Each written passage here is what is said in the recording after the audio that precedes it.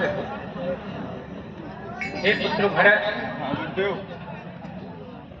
इतना अधीर मत हो। ये विधाता का विधान है।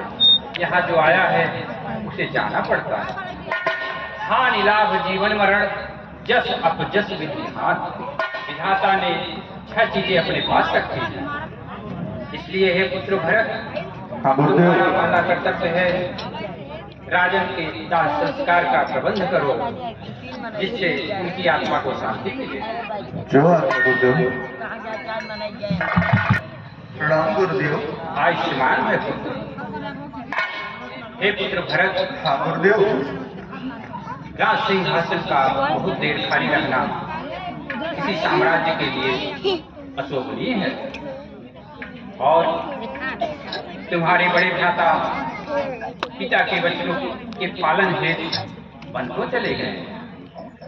और पुत्र भरत, माता की तुमको आज्ञा है, तुम शासन करो।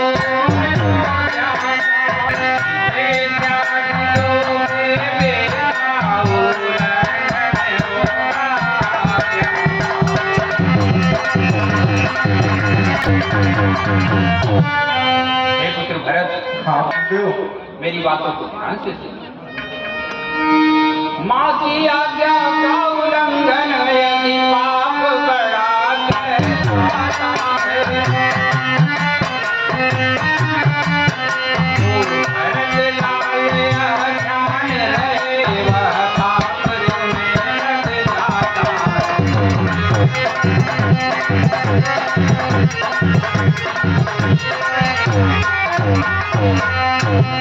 हे पुत्र भरत, गुरुदेव, माँ की आज्ञा का पालन करो और राज का कार्यभार संभालो।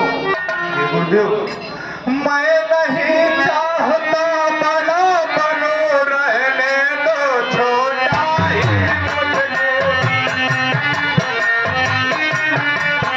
शासन का अनुशासन मत दो, करने दो सेवा ही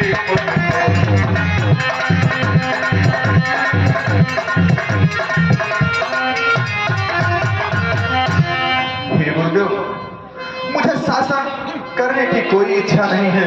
मैं श्री राम का एक दास हूँ, एक सेवक हूँ।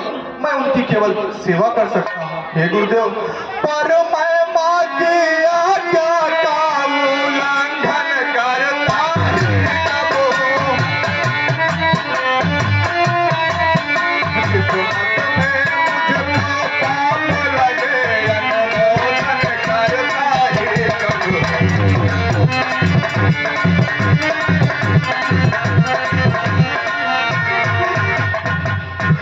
हे गुरुदेव, मैं माँ की आज्ञा का उल्लंघन भी नहीं कर रहा हूँ, लेकिन जिस विचार के मुझे पाप लगता है, मैं उसका साथ कैसे दे सकता हूँ। किंतु हे गुरुदेव, मैं आपसे एक बात कहना चाहता हूँ। कहो पुत्र। हे गुरुदेव, मेरे मन में यह विचार उठ रहा है कि मैं वन में जाकर अपने भैया राम को मनाऊं, उनको वापस लेकर आऊं।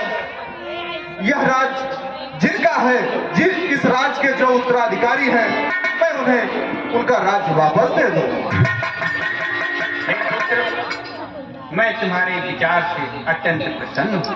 हे पुत्र, हाँ गुरुदेव, इस काम को अतिशीघ्र करो। क्या गुरुदेव, प्रणाम गुरुदेव। आयुष्मान है।